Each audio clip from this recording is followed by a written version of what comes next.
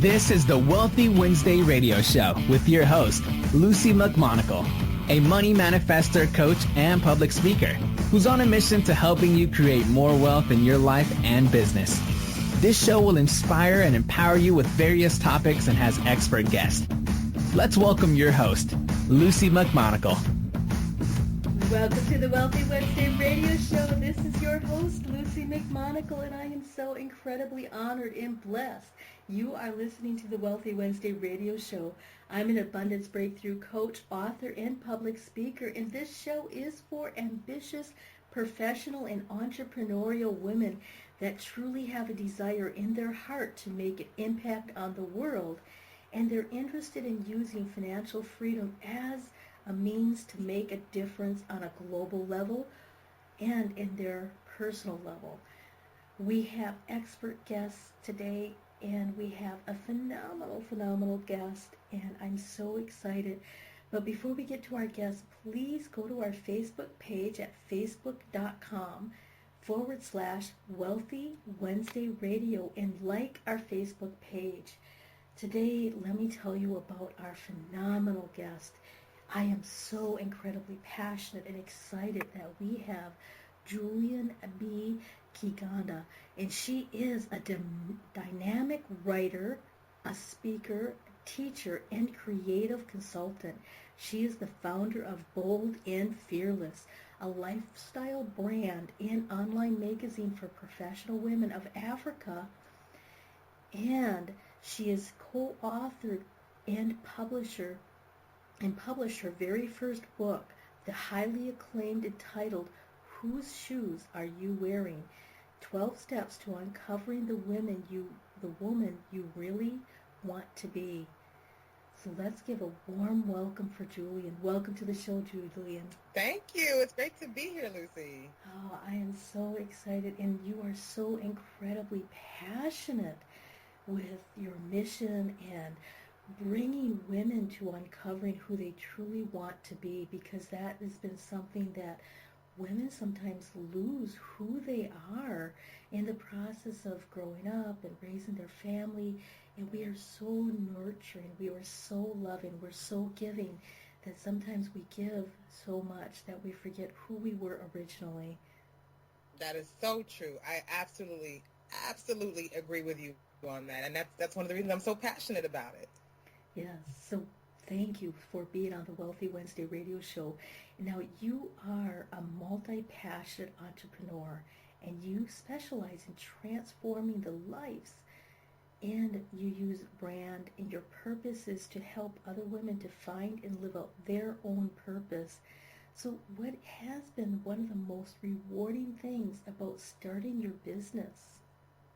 You know, I think the wonderful thing, and I like you, I guess I could say I'm a serial entrepreneur, because I started my first business probably when I was in 6th grade, and I was selling bracelets and whatever else I could make. So, you know, thankfully my daughter is following in my entrepreneurial footsteps and learning to make her own money. But I would have to say, I think the most rewarding thing is just being able to work towards a vision that you have that is really not constrained by anything but your imagination. I think so many times when we're working for corporations and we have, you know, people that we have to report to, if we are visionaries and you know, have, you know, just think out of the box, sometimes it's really hard to get those ideas implemented, because the people that you're around have a certain way of doing things, a certain way of thinking, a certain way of approaching problems, and it can be hard for them to make that shift. So I would say, I think for me, being able to come up with ideas, and just the only thing that limits me in implementing them is my imagination, and then knowing that whatever that is going to have an impact. Wow, that is so precious, and that's so true, because when you're an entrepreneur, or when you're an employeepreneur, if you're working for a corporation or on a professional level, really being able to allow your vision to move forward on how you accomplish something helps on creating more harmony and diversity And when you have that synergy, when people are in alignment with you, Yes. then Yeah. you're able to move forward with the vision. And, that really brings me to when you hold your vision strong enough, it might start out like a little teeny tiny spark, and Hmm. then it starts to grow and grow and grow. And pretty soon you're actually holding the torch for other people to hold their vision. Absolutely. Absolutely. That is very true. And I think that's why I'm so passionate about what I do, because, once you recognize that your vision, and for me, I live by my faith. And so I've come to understand that whatever vision we have in front of us, especially when it has to do with serving others and helping other people, I believe that is a God-given vision. And so I keep that in front of me because, as I'm sure you know, being an entrepreneur is not easy at all, at all. And I think it's that much more important to keep that vision in front of you. I call that your why, like why you're doing what you do, why you're going through all the trials and tribulations of entrepreneurship. Um, and what is it that keeps pushing you toward that? And for me, faith is my absolute foundation for everything. And it does help me keep my why in front of me, because ultimately, I always have in the back of my mind, at some point I'm leaving this earth, and I want to be able to say, when I stand in front of God on Judgment Day, I used everything I could to do what he put me here to do. Wow. Wow. And that is so incredibly true, because a lot of times my vision in my mind vision is so much smaller than what God has placed before me. Yes. And so fortunately he's placed my mission in my heart, which is to empower 100,000 wealthy women to become millionaires, so Mm. that they will have more choices, they will have more ability to influence, and they'll be able to change the world. Amen. I love that. I love that. That's awesome. Yes, and that having that faith and knowing what my why is, I am doing this because it's God's legacy.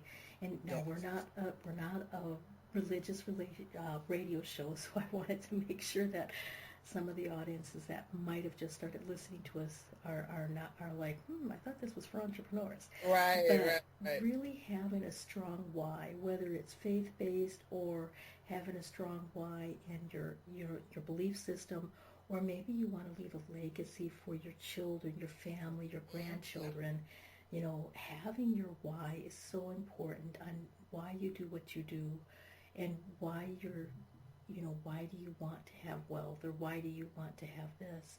And that'll make a huge difference in the way you act, the way you perceive, and the way you move forward in your life. Absolutely. I agree with that 100%. So Julian, I know you're passionate, but what also inspires you? I think the thing that inspires me, I look at my daughter. She may not realize it, but she's definitely a huge part of my inspiration. She's 11 years old and sixth grade, and, has all these, in a lot of ways, she's a lot like me, a lot like me. That's probably why we butt heads so much.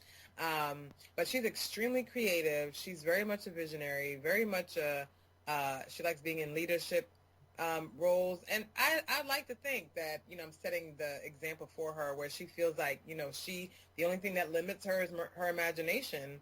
And so I definitely see that in her, where she's, willing to take more risks. She recently tried out for a school play, when initially she was just going to stay behind the scenes and be part of the crew. And then, I told her, I said, you shouldn't be scared of trying something new. And she said, you know what, Mom, you're right. So she actually tried out and, is now part of the actual cast, and she'll be on stage in her first play. But, I see stuff like that, and I think for me, that's even sometimes a reminder for me that I need to remember to step out of my comfort zone when I start getting too comfortable. So she's definitely a huge part of my inspiration, and I have, a number of nieces and nephews. I think about them, and I'm like, I know that they look up to me, and they see what I'm doing, and, I have conversations with them as well. Because ultimately I believe that, our children nieces, nephews, the next generation, we should want for them to be better than we were. And so I always try to pour into them, as much as I can. And every now and then I'll hear them say something or do something that makes me realize they're listening. But that's definitely a huge inspiration for me is my daughter and all the kids that I know, they're looking up to me. So. And that's so true. That is so true. Even if we're not aware of it, the children are looking up to us and they are mimicking us. And Yes. there's been so many things on the internet, and I love YouTube.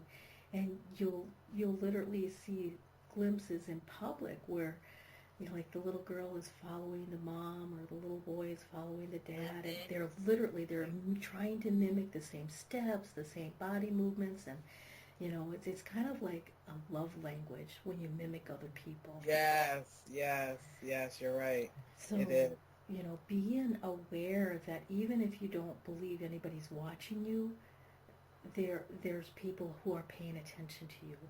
Always. And sometimes that could be a little scary because a lot of times we get so busy in this world and we're going so fast and we forget to take time out for ourselves so that we can rejuvenate. Yes. And then we get a little snippy. And Yep. remembering to slow down so you can go fast. Yes, I love that. That is so true. We do forget that, don't we? Especially as women. Yes, especially as women, and mine is multitasking, and before I know it, I look at the clock and I'm like, oh, it's 2 a.m. Yeah.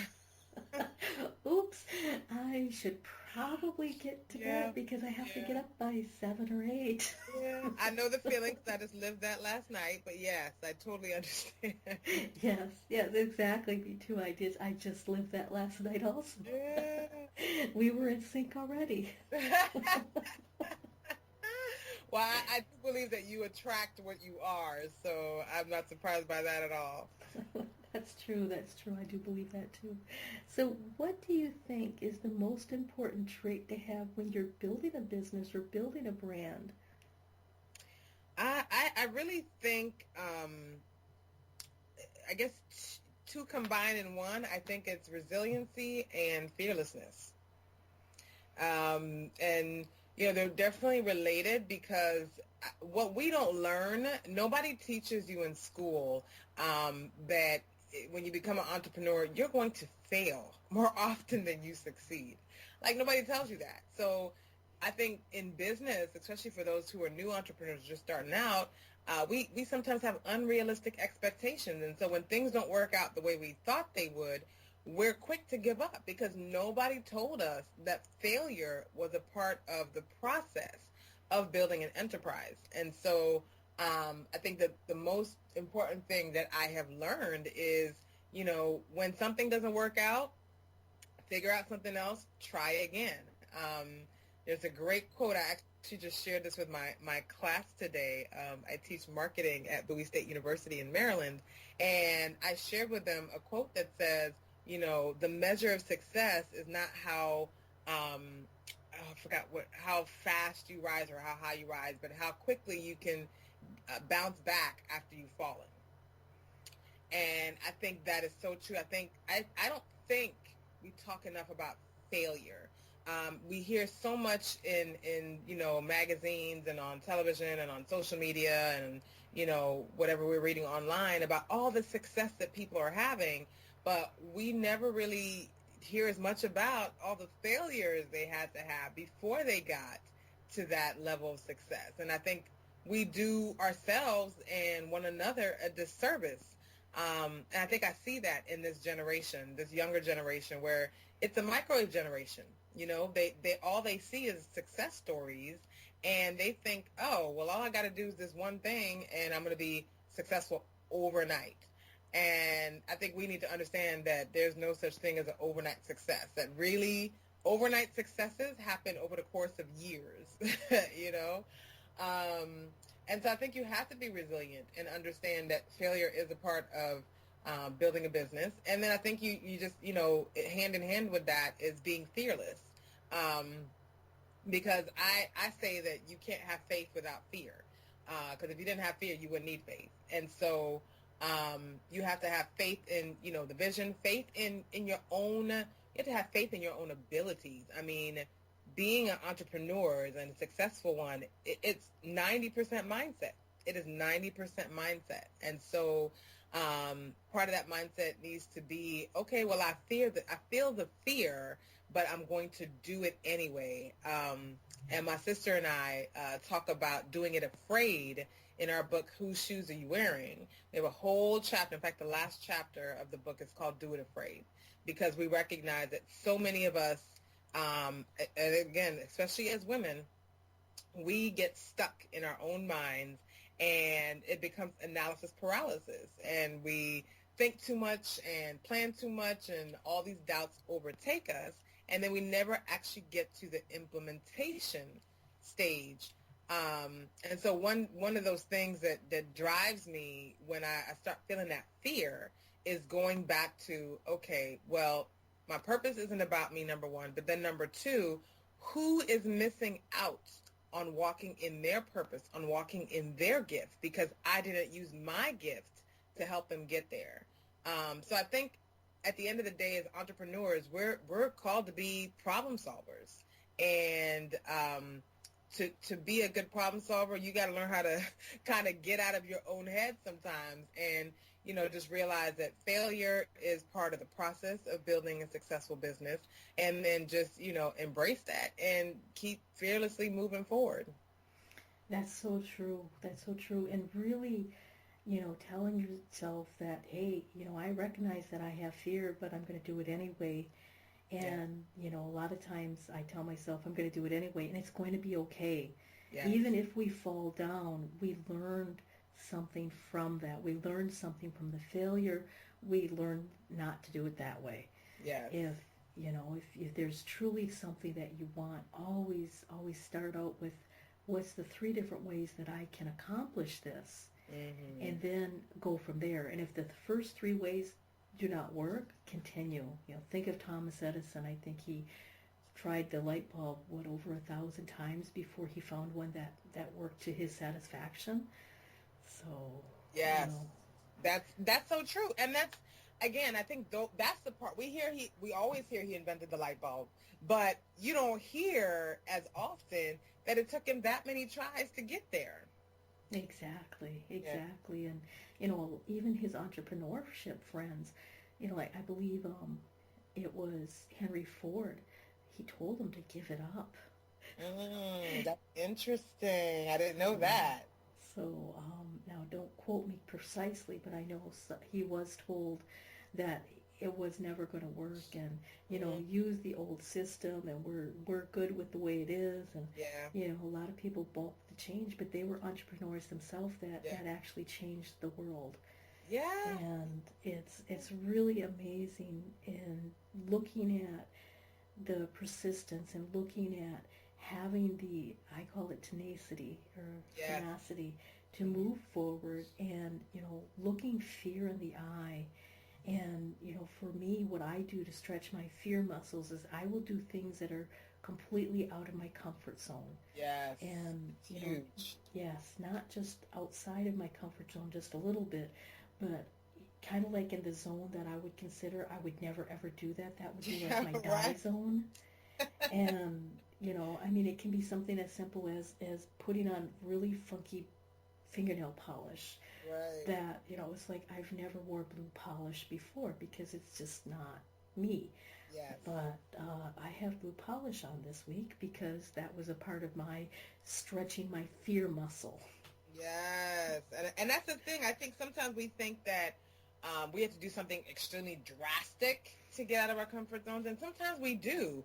And sometimes it can be something as small as just trying a different nail polish color, because those baby steps will get you to the bigger thing. So it really just depends. Some of it just depends on who you are and where you are in your life. Exactly. And I do little tiny fear steps, and then I do big fear steps. So right. I mix it up a little bit, always to always keep fear off the bay there. I love that. So what was it like working with your sister when you wrote your first book. Can you explain a little bit about that and how was that? Oh, absolutely. Well, thankfully, I have to thank my parents for this. They did a great job. We were taught growing up that family comes first. Family is everything. And I don't think we really understood that until we became adults and we had gone through our own challenges and just recognized at the end of the day, friends will come and go, but family, a good one is definitely what really matters. And so I have 6 siblings, so 4 sisters and 2 brothers, and I'm the middle child. And so we're all fairly close. I mean, and our kids, they're more like brothers and sisters than they are cousins. In fact, they don't even call each other cousins. They call themselves, each other brothers and sisters, because that's just part of our culture as East Africans. And so, my sister and we're actually 4 years apart. And both of us are, we both have our own sites where we post information. So for her, she has Moms in Charge, where she really teaches moms how to feel good without feeling guilty. And for me, I really focus on professional women who are passionate about living out their purpose. And we were having a conversation one day and just talking about how we can service our clients and create a product that doesn't require us to be there, but it's still going to be transformational, because both of us are really about helping women, walk in their purpose and get rid of whatever blocks they may be having to getting them there. And it was interesting. We actually have a promo video on YouTube under Whose Shoes Are You Wearing, where we talk about how we even got to the book. So initially, when we had that conversation, she thought that I was talking about writing an ebook, that people could free ebook, people could just download. And next thing you know, we're working on this project, and it becomes a 144-page, really powerful, transformational tool. And we live about an hour apart, so it wasn't really one of those things where we're with each other every day, and she has 3 younger kids. And I'll tell you, this is where technology is a beautiful thing. So use Google Docs extensively to write the book and give each other feedback. And I mean, we ended up writing the book in 6 weeks. Wow. Yeah. Wow. Writing in 6 weeks. And that is so incredible to use technology to write a book in Google Docs. I am discovering the power of Google Docs. Yes. As I'm working together with other entrepreneurs, and we're creating bundled packages and this and that, and we're like all over the United States. So yes, I love it. I am so excited. You can talk on the phone at the same time and watch each other edit the same page. Yeah, it is. So if our audience has never used Google Documents before, share a Google document with one of your friends and just start having fun and play with the different features. I mean, that was huge. Yeah, definitely. Yes, that's huge. So you and your sister wrote the book, Whose Shoes Are You Wearing? The 12 Steps to Uncovering the Woman You Really Want to Be. And they can get that on Amazon, and can they get that on your website, or how can people find your book? Yeah, so they can actually, they can go to my site. I have a tab on my site for Whose Shoes Are You Wearing, which is boldandfearless.me. They can also go, we also have a site dedicated to the book, which is whoseshoesbook.com, and that's WHOSE whoseshoesbook.com. But yes, they can get the book off of Amazon as well as Barnes & Noble, and we're actually working on the second iteration, or the second version of our transformational calendar that we started last year, where we create a calendar, 12-month calendar. It's actually more like a journal where you set goals for every month and you write out your vision for the beginning of the year before the year actually gets underway. And I'll tell you, I mean, it's a companion to the book. We're in the process of getting ready to start selling, getting pre-orders for the 2016 calendar, but very excited about it. I mean, the feedback that we get from people when it comes to do with anything with Whose Shoes movement, it's incredible. I mean, You get all kinds of messages on social media, especially social media. A lot of people sending us Instagram pictures of them reading the book and tweeting. We have tweetables in the book that people will retweet.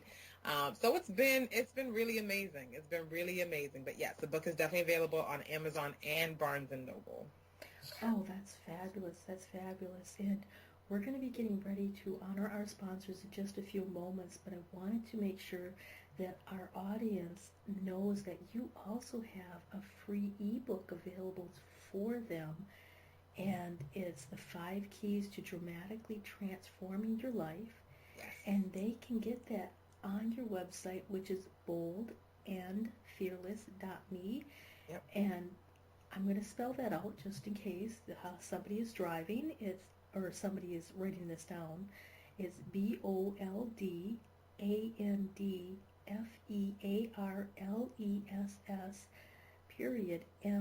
.me. That's boldandfearless.me. Yep, that's it. That's exactly it. Fabulous, fabulous. So we are going to honor our sponsors, and we'll be back in just a few moments. Sounds good.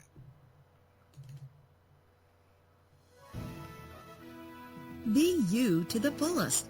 That's beautiful. And it is the secret to living your life on purpose.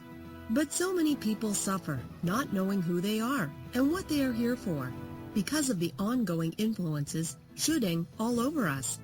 Are you ready to break free, take back your power, and discover exactly what makes you, you? Your Own University is the #1 online self-awareness community, here to help you confidently know yourself and step into your ideal life.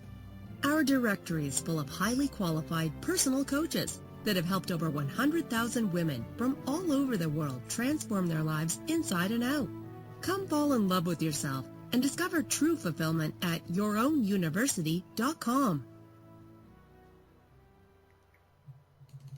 From the best-selling author of From Bondage to Happiness, Antika Lisha will personally walk you through her new program featuring her Radical Forgiveness Freedom Formula. This is for you if you are ready to once and for all be released from the chains of past abuse and take your power back. Radical Forgiveness is a 5-week step-by-step system to release the chains of a traumatic past, trapping in fear, reactivity, and stress, and gently free you, allowing you to take your power back and claim your beautiful life. Get instant access to your first video and a free 60-minute discovery session with Antika herself, a $250 value, at antikalibby.com/radicalforgiveness.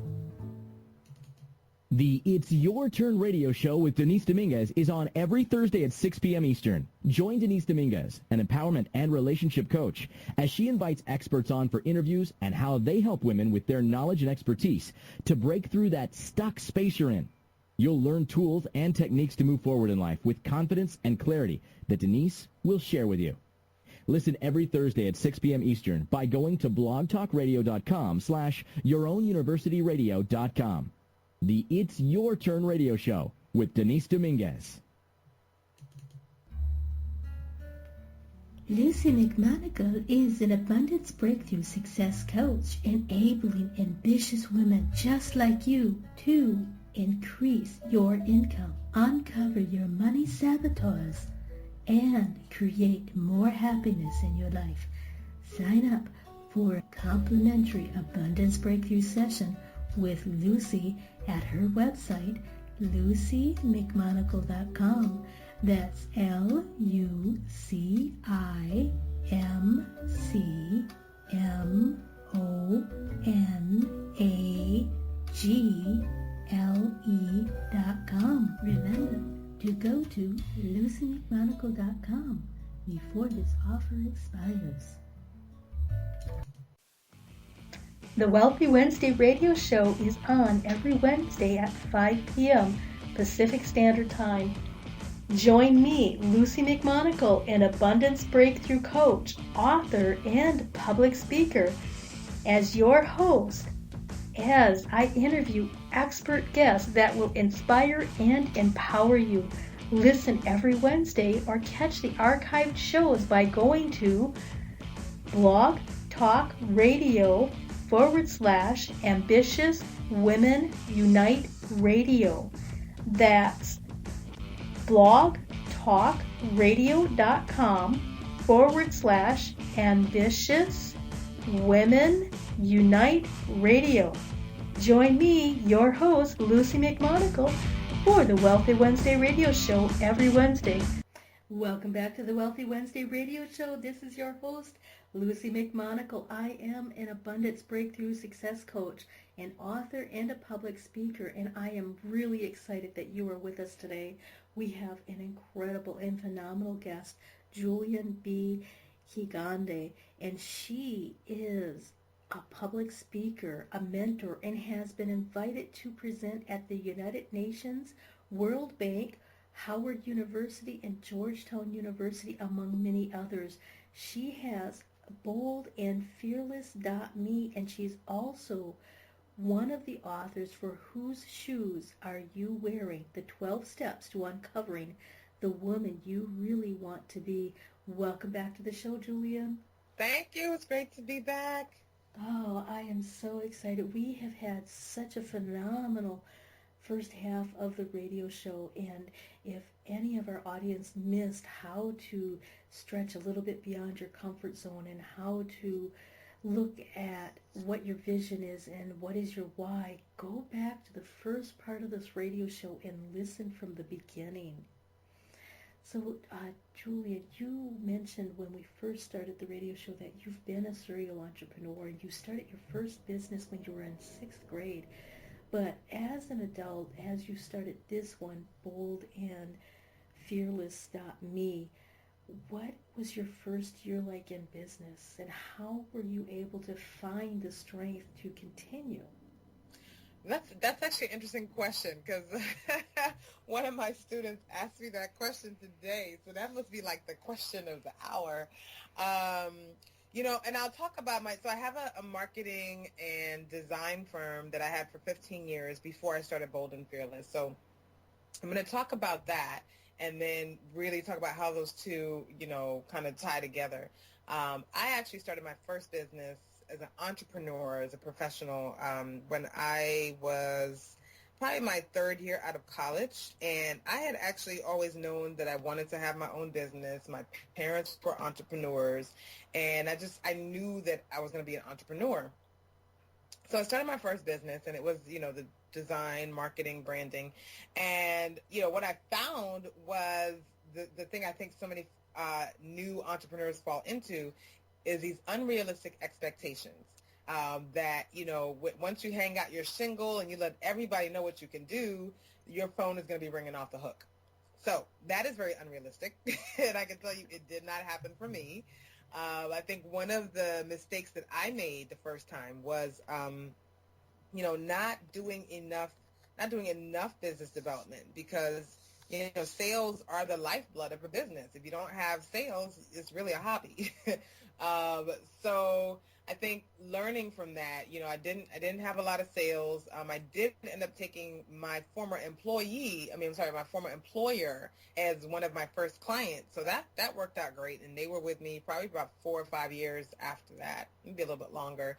And, but the thing that I did learn after having a very slow first year was that I needed to get out there quickly. That one of the most important things when it comes to starting a business, really this is the lifeblood of your business, is your relationships.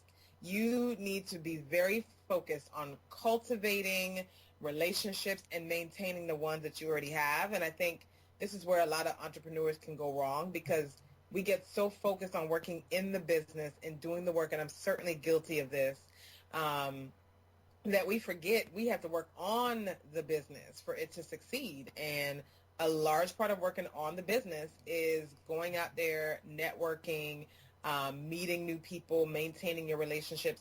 So one of the things that I did that was really key to the growth of my first company was going out and having a quota of events that I was going to attend every month that were industry related, and as well as joining boards and volunteering in organizations where my target client was. So once I started doing that, things certainly started picking up. People started getting to know me and my work, and I'd have to say 90% of the work that I get and that I got was through referral. So the first year was definitely tough. And I think this is why people say you want to have savings, saved up before you start and launch your business. And that may not always be possible. Sometimes we start businesses out of a necessity when we have lost a job and just need to get something going, and it's hard to find what we're looking for. But if possible, definitely have both savings as well as, relationships and potential projects or projects already in the works to make that transition easier. But I definitely have to say, the first year is always challenging. The second and third year can also be challenging because it takes time to develop those relationships. I will say that I think social media, because social media was not around when I first started my first business, but with Bold and Fearless, which I started 2 years ago and really started going full-time last year with Bold and Fearless, I have to say social media has been probably, it's been such a godsend. Used right, it's definitely a godsend. I think it's made it easier to establish relationships, but it's certainly not a replacement for that one-on-one conversation or, those meetings. People still need to know, like, and trust you before they want to work with you. So I think as entrepreneurs, we have to be prepared for the first, second, sometimes third years being a little rough, just depending on what industry you're in. But that's where the why is so important, and that's where relationships are really important. And that's where having a support network comes in, because you are going to have those lows in business. You're going to also have some really amazing highs, because I had a chance to work on some amazing life-changing projects. But you want to make sure that your expectations are realistic, especially when you're first starting out. But that you also have that big vision, as we were talking about, that you're working towards. So it makes it easier to deal with the hard times when you know that, where you are is not where you're going to stay. And that's so true. And really understanding that where you are is not where you're going to stay. And sometimes it might seem like you're staying there a little bit too long or a little bit too hard when you want to move forward. And a lot of times when you were talking about, during your first year, you really need to start building the relationships and getting out there and, finding the support, because we need a group support in order for us to move forward. Yes. And, one of my personal quotes that I've created is, "You are not an island. You need others to succeed." Yes, that is so true. That is so true. Yes, absolutely.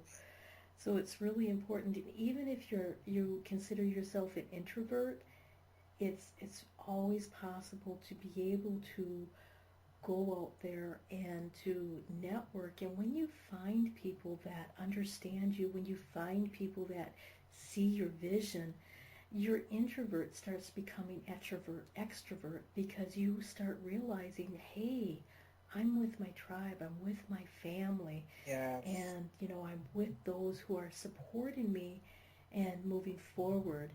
And a lot of people, when they're first starting their business, they'll go to one networking event, collect a whole bunch of cards, put you on a mailing list, and you never hear from them again. Yep. They never call you, they never talk to you. And then they wonder why they get so many unsubscribes. Yes, exactly. So, cultivating relationships, call these people up, say, hey, would you be interested in getting X, Y, or Z? And if they say yes, that's fine. If they say no, that's fine too. It's not about you. It's Absolutely. really about where they're at that time. And, holding your why. Now, when I first started my business, my why was pretty small. Yes. But I don't honestly think I could have had a strong why of looking at having 100,000 women that I'm going to create as wealthy millionaires. If I would have had that why when I first started business, I think I would have ran and gotten scared. I would probably have to agree with you. I think life is just a series of transformations is what I've learned. You're constantly evolving the way you think, your goals and really as an entrepreneur, if you're not constantly making bigger goals for yourself as you go, that means you're not growing. That's so true. That's so true. And that's, one of the, I believe it was Allie Brown, but I could be mistaken on who first said this. It could have been somebody before her. They said being an entrepreneur is the best personal development course you will ever have in your life. Yes, that is so true. Oh my gosh, that is so accurate, because I can tell you, I mean, if you take the traditional route and go to college is only going to teach you about 15% of what you need to know to succeed in life. Like really, they'll give you a foundation, but 85-90% of what I have learned by doing it, by just jumping in and doing it. Exactly. And you mentioned in our first half is 90% is all mindset. Yes, absolutely. And, so you really only have to have 10% of the skill in order to become successful if you have the right mindset. That's exactly it. Yep, that is true. Yes. So just moving forward one step at a time, and sometimes if you have to take fear and put a blindfold on fear and say, okay, we're going to go on this roller coaster ride, you just be quiet and hang tight. Yeah, that's a great way to put it. Put a blindfold on fear. I love it. Yes, and then after we get to the other side, then you can look and see how much more you are successful and how much more you've developed. And, speaking of fear and speaking of the first year of your business, what advice would you give aspiring entrepreneurs? I think a lot of it we've talked about in this interview. I think the one thing, especially as women, and I'm speaking, directly to women, because men have no problem. They could be mad at each other one day and the next day they're going out and doing $1 million business deal together. Whereas with women, we tend to get really all up in our feelings and, just hold on to stuff and get too personal with business. So yes, there are aspects of business that are personal. And then there's other aspects where you have to really learn to be a lot more objective and not get offended so easily. That's one lesson that I really had to learn as a business owner is, it's so funny because I was sharing the same thing with my daughter yesterday, in that, especially as a designer, we put everything into the work that we do for our clients. And so sometimes when a client doesn't like something that we've, designed, we take it personally, like, how could they not like this? This is like perfect. I put so many hours into this. And then forgetting that, again, what you're doing is not about you. It's about what the client needs and what they're willing to pay you to do.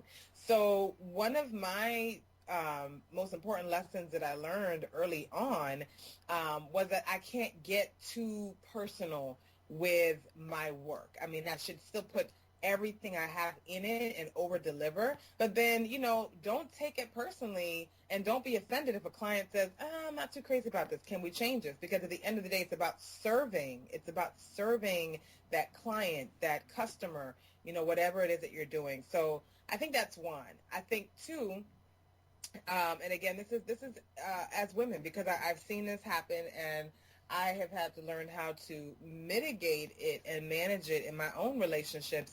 I think too often we look at each other as competitors, and instead of saying, this is somebody who I might be able to leverage their skills and their expertise to help me land a particular project or client, whatever it is, we're looking at other women as competition. And I know this because this has happened to me. And so the one thing that I am committed to, and part of what I focus on in Bold and Fearless is, getting women to understand that we are so much more powerful together, that we can accomplish so much more together than we can by, constantly being in a mode of competition. So, there is healthy competition, but I have learned, and when I look at the projects where I've been most successful, I've learned that collaboration is key. I mean, especially now, these days, collaboration is everything in building a thriving business. I am seeing that so much more with entrepreneurs, male and female. And I think you have to learn to cultivate a collaborative spirit and get your ego out of the way and really look at what's best for the business, what's best for the client, and what's best for the long term. at the end of the day. So I would definitely say just learning not to take things too personally in business and, just keep it moving, and then really learning how to collaborate and how to build successful collaborations and strategic partnerships. That's so true. That is so true. And really, when women band together, when we have a mission to collaborate, and when we use our empowerment, we create a synergy and a power that no force will ever be able to remove. And it's like we're all pillars, and we are coming out in droves. So women entrepreneurs are really starting to take over the world. And it's not just in America. This is globally. Yes, absolutely. And, with the invention of the internet, we have Elance, we have, Upwork, which is Elance is becoming.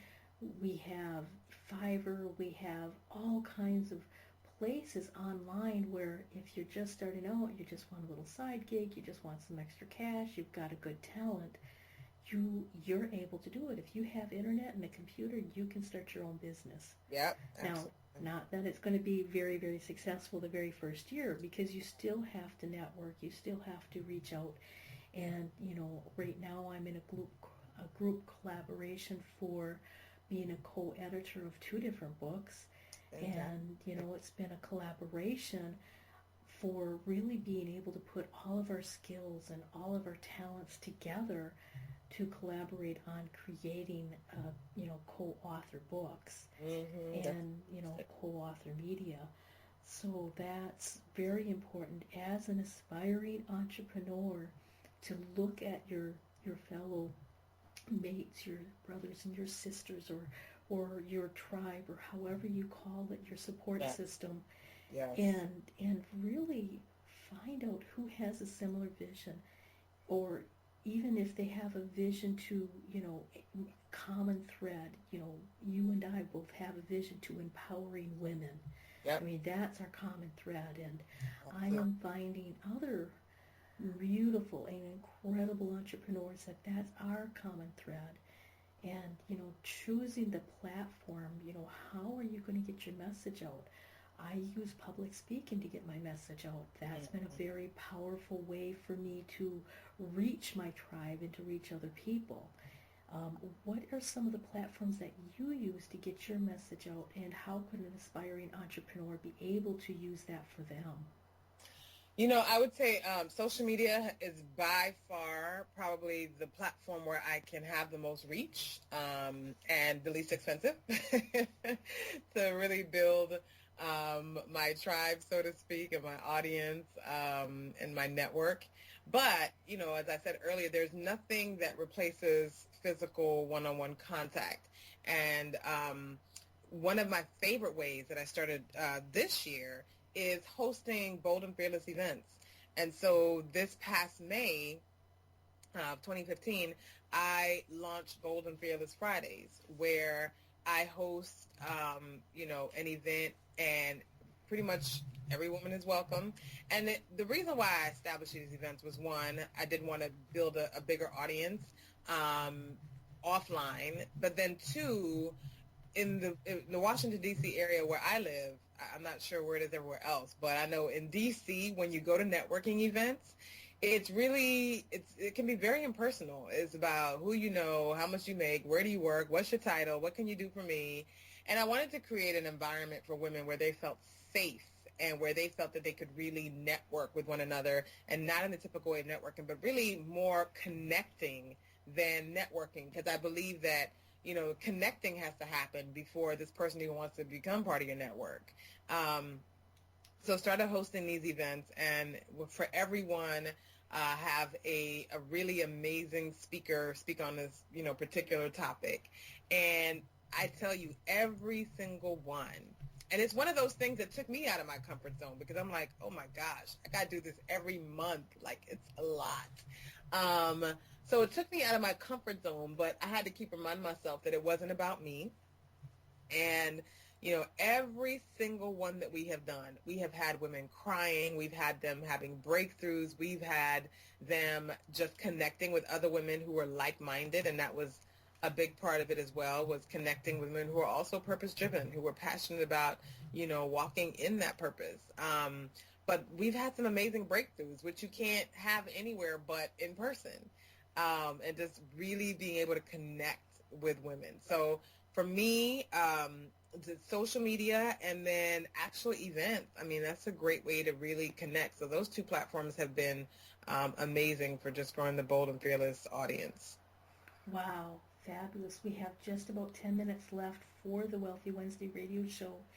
And I just wanted to ask you a couple of really quick questions, and then we will have to say farewell to our fabulous audience.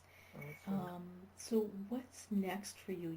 You currently have once a month Bold and Fearless events, and you have a guest speaker for women to have breakthroughs, and you're working on a working book, daily journal calendar for complimentary for whose shoes are you wearing. So what else is next for you, and how can the individuals who are listening to the show, how can they connect with you? Absolutely. So, as we talked about earlier, I'm a multi-passionate entrepreneur. And it's interesting because I had a conversation with a mentor of mine yesterday, just trying to, figure a few things out in terms of what is next for me and where I'm supposed to be. And so the thing that he said to me, which was really helpful, and I think this may help some of your listeners, and I think for entrepreneurs, because as entrepreneurs, we tend to think out of the box and creatively and differently from others. And so sometimes, the world tells us, okay, well, you have to decide what you are so that people can figure out how they can work with you. And I think that's true to an extent. I think, very often if you're not clear about your message and what you're offering, then people don't know how to buy into whatever it is that, you're trying to sell. So I do teach that you want to be clear about your messaging, especially when it comes to your branding. But what I discovered yesterday in my conversation with my mentor was that I had actually been trying to, put myself in this box. And I didn't realize I was doing it. But I was trying to put myself in this box that I really don't think God intended me to be in.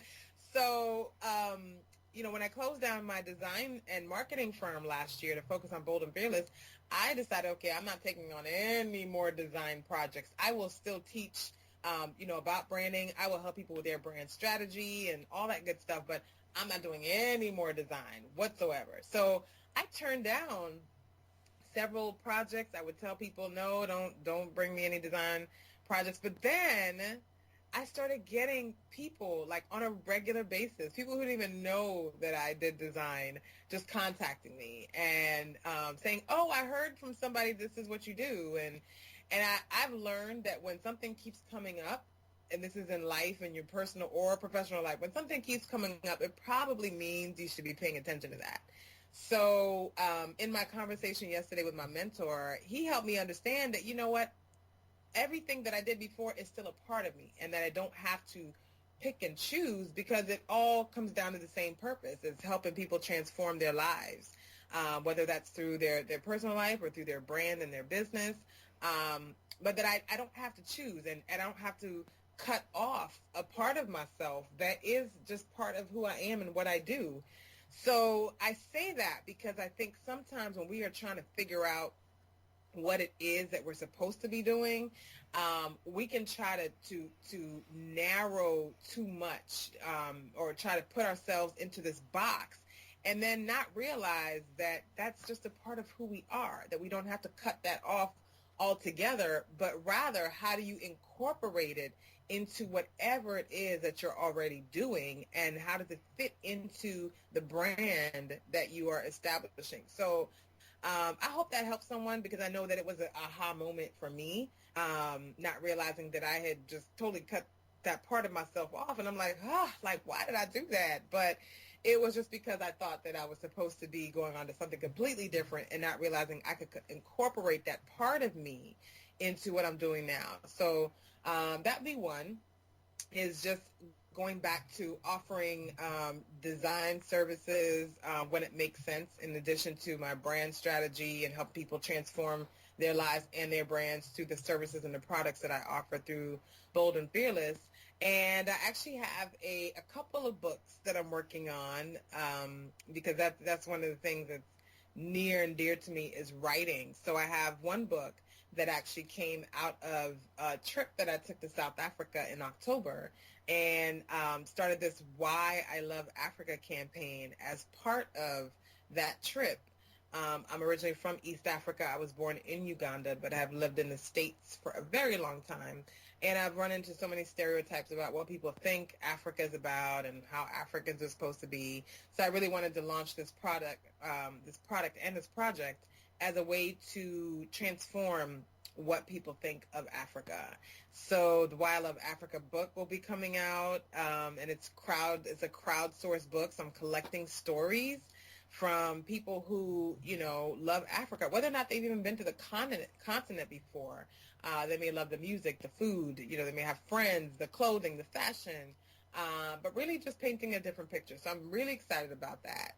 And then just continuing to build my brand and put out different products and do webinars, especially, that I know are empowering people. So for any of your listeners that are interested, if you go on boldandfearless.me, you can go to the online store, and there are a number of products in there that can help you really walk along your path and just discover what it is that you were put here to do, and help you along that. So yeah, lots of great things happening, and just continuing to create things that I know are going to empower others.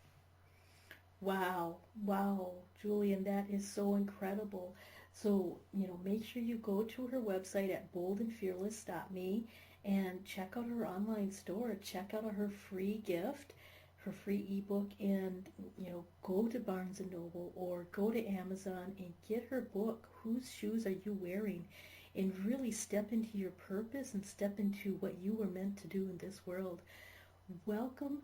And thank you so kindly for all of your time, and I would like to send you divine blessings from me. I am Lucy. Yes, thank you. So, and I am Lucy McMonagle. I'm the host of the Wealthy Wednesday radio show, and if you need to get a hold of me, if you need an abundance breakthrough, or if you need to find out how can you use your feminine intuition to move forward with your mission, with your purpose, with your life, you can reach me at lucymcmonagle.com. Many blessings, and until next time. Thanks for listening to the Wealthy Wednesday radio show with Lucy McMonagle. That's on every Wednesday. Join us next time for more inspiration and empowerment from various topics and expert guests.